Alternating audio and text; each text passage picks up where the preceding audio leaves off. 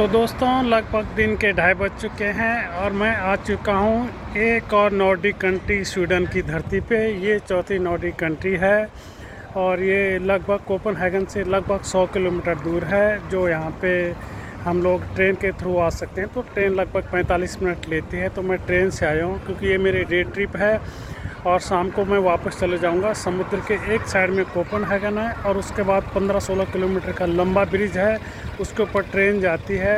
Bridge को cross करेंगे तो दूसरी साइड ये एक स्वीडन का एक सिटी है, बहुत सुंदर सिटी है, माल्मो उसका नाम है। तो मैं वहाँ पे आ गया हूँ दोस्तों। तो मैंने सोचा मेरे पास आज का एक दिन है, तो मैंने सोचा मैं उसको एक्सप्लोर कर लूँ।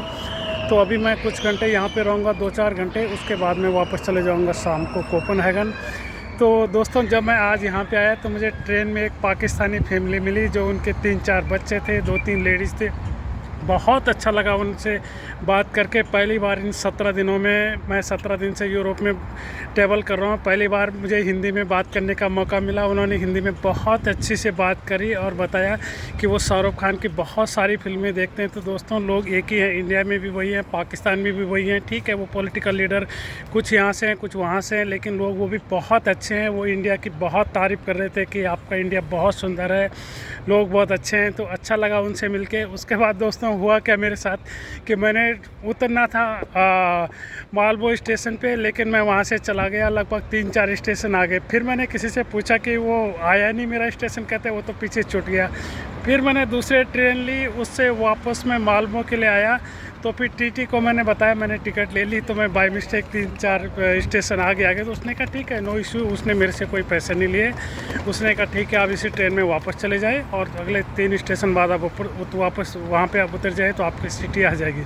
तो दोस्तों ऐसे ही यहाँ पे लोग बहुत अच्छे हैं, बहुत व्यवहारिक हैं। मतलब अपने यहाँ तो अगर थोड़ा सा एक स्टेशन आगे चले जाएं तो टीटी बिल्कुल फ़ाइन कर देगा, लेकिन नहीं, उस लेडीज़ ने कहा नहीं, आप चले जाए, वापस चले जाए 3-4 स्टेशन पीछे। तो उसके बाद मैं यहाँ पे उतर गया। अब यहाँ पे घूम रहा हूँ।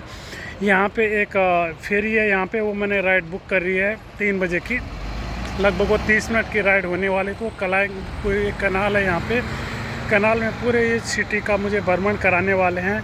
तो अच्छा लग रहा है दोस्तों। अब मैं अपनी यात्रा की इस पड़ाव के चौथी कंट्री में आ चुका हूँ, क्योंकि ये डे ट्रिप है। शाम को फिर मैं वापस चले जाऊंगा और फिर मेरी कल की फ़्लाइट है कोपेनहेगन से स्टॉकहोम स्वीडन के लिए। लेकिन मैं आज भी स्वीडन में ही हूँ। तो आप ये चौथी कंट्री मेरी ऑलरेडी हो चुकी है। मैंने कभी सोचा भी नहीं था जीवन में मैं क्या स्वीडन जाऊंगा। स्वीडन बहुत संपन्न कंट्री है, बहुत अच्छे लोग हैं यहाँ पे, बहुत व्यवहारिक हैं, बहुत ही शांत नेचर के हैं, बहुत शर्मीले हैं। बात तो मतलब किसी से कई बार पूछोगे तो बात करते, नहीं तो बात करने में भी वो बस शर्माते हैं। दोस्तों अच्छा लग रहा है यहाँ से मिल के, यहाँ आके मैंने एक चीज़ और देखी है यूरोप में दोस्तों। मुझे लगभग 17 दिन हो गए हैं और इन 17 दिनों में ये मेरी चौथी कंट्री। मैंने अभी तक यहाँ पे कोई करेंसी नहीं देखी। नॉर्वे में रहा हूँ 11-12 दिन, मैंने केवल कार्ड ही यूज़ किया, मैंने नॉर्वेजन करेंसी नहीं देखी। आइसलैंड में मैं अकेले रहा हूँ, वहाँ पे भी मैंने कार्ड ही यूज़ किया। उसके बाद लगभग 2 दिन से इधर डेनमार्क में हूँ, कार्ड ही यूज़ किया। अभी मैं स्वीडन में हूँ। कैश बिल्कुल नहीं चलता इन देशों में दोस्तों।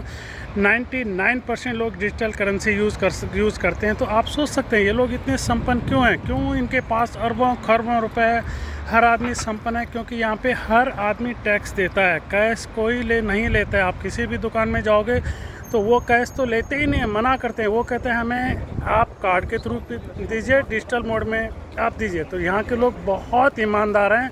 आप बस में चलेंगे दोस्तों तो वहाँ पे टिकट वो चेक करते नहीं हैं, केवल आपको ईमानदार होना है कि आप टिकट ले रहे हैं कि नहीं ले रहे हैं। यहाँ पे एक और वो जो बस होते हैं उसको ट्रैम कहते हैं, जिसमें बस के जैसे 3-4 डिब्बे होते हैं। उसमें भी जब हम सफ़र करते हैं तो उसमें भी ट्रेन में उस ट्रैम में टिकट को कोई चेक नहीं करता। ये आपको खुद ऑनेस्ट होना पड़ेगा।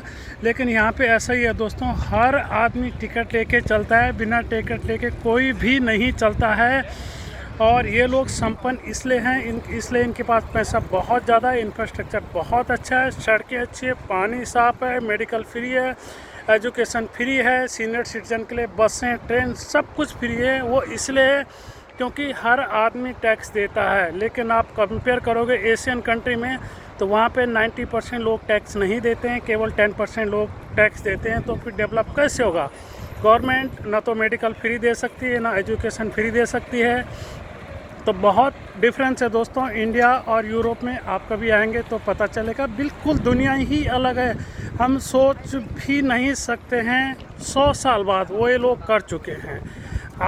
मैं शायद बोल रहा हूँ, आपको विश्वास नहीं होगा, लेकिन कभी आप आइए यूरोप की धरती पे, इन नॉर्डिक कंट्री में आइए, देखें यहाँ का इंफ्रास्ट्रक्चर।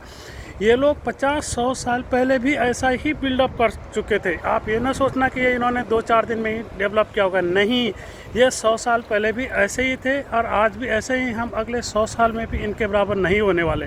ठीक है, आप तीसरी नंबर की इकोनॉमी बन जाए, चौथी की बन जाए, वो अलग मैटर है, लेकिन आप अपने जो नागरिक हैं उनको क्या दे रहे हैं? उनको क्या साफ़ पानी दे रहे हैं, साफ़ हवा दे रहे हैं, क्या मेडिकल फ्री दे रहे हैं, एजुकेशन फ्री दे रहे हैं? उनके लिए आप सड़कें कैसे के बना के दे रहे हैं, ये इम्पोर्टेंट है दोस्तों। ये जो यूरोप की जितनी भी ये कंट्री हैं, लगभग 30-35 यहाँ पे कंट्रियाँ हैं, इनमें भी कोई टॉप 5 में नहीं है। अगर यूके होगा शायद 5वें नंबर की इकोनॉमी और फ्रांस 6ठे नंबर की, लेकिन ये आपका नंबर कहीं भी जीवन में मानने नहीं रखता है। डिपेंड ये करता है कि आप कैसे हैं, आपके यहाँ किस तरह की सुविधाएँ हैं। सेम उसी तरह है कि हम कैसे हैं, हमारा व्यवहार कैसा है, वो इम्पोर्टेंट है। तो दोस्तों यहाँ बिल्कुल अलग है, मतलब सिस्टम बिल्कुल अलग है। लोग इतने व्यवहारिक हैं कि गुस्सा तो नाम की मैंने कोई चीज़ देखी ही नहीं है। यहाँ पे बिल्कुल अलग है। ये आप देख इनका दोस्तों, ये इनका रेलवे स्टेशन है। यहाँ पे बहुत छोटी सी सिटी है मालवो, उसका रेलवे स्टेशन देख सकते हैं। ये सामने ऐसा लग रहा है कि जैसे कोई 5 स्टार होटल होगा, आप देख सकते हैं। मतलब इस तरह का रेलवे स्टेशन मैंने तो कहीं शायद एशियन कंट्री में कहीं नहीं देखा। आप देख सकते हैं दोस्तों, ये है यहाँ का railway station, central railway station. ये सामने ट्रैम है जिसके मैं बात कर रहा था, ये होता है ट्रैम दोस्तों। यहाँ पे कोई टिकट बस के अंदर यहाँ नहीं लिया जाता है, आपको खुद लेना है। इसमें केवल एक ड्राइवर होता है और आपको खुद ईमानदार होना है, कोई आपको चेक नहीं करता। आप दिन भर घूमिए, फ्री में घूमिए, टिकट न लीजिए। लेकिन ये यहाँ पे ऐसा ये लोग नहीं करते, ये खुद अपना टिकट देते हैं और उसमें सफ़र करते हैं। ऐसा नहीं है कि कोई चेक नहीं करेगा तो टिकट नहीं लेंगे। ये देखिए दोस्तों, ये चला गया ट्राम, इसको ट्राम कहते हैं। और सब कुछ डिजिटल है, अंदर कंप्यूटराइज है। उसके बाद अगला कौन सा स्टेशन आने वाला है सब उसमें मेंशन हो रहा है, जैसे दिल्ली मेट्रो में हो रहा है, उससे भी अच्छा इनका सिस्टम है। आप देख सकते हैं रेलवे स्टेशन बहुत साफ़ सुथरा, कहीं भी धूल मिट्टी एक भी कण का निशान नहीं है। तो ये स्वीडन की धरती है। मैंने सुना था कि यहाँ के लोग बहुत शर्मीले होते हैं, लेकिन वास्तव में दोस्तों यहाँ पे आके देख रहा हूँ, जब लोगों से बात करूँ, बहुत अच्छे लोग हैं। सामने देख सकते हैं बड़ी बड़ी बिल्डिंग, ये होटल, और ये आगे देख सकते हैं ये कैनाल है।